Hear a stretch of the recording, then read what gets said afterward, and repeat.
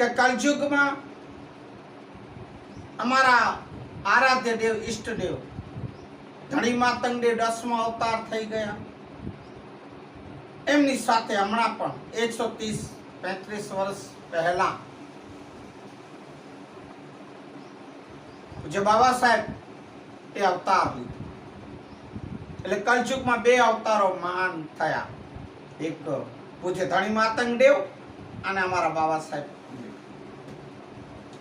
રવિવાર એટલે કેવું પડ્યું કે રવિ સૂર્ય ઉગ્યા.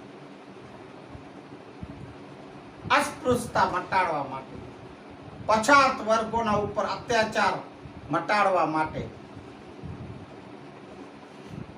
એનો ઉદ્ધાર અને કલ્યાણ કરવા માટે એક રવિ સૂર્ય ઉગ્યો.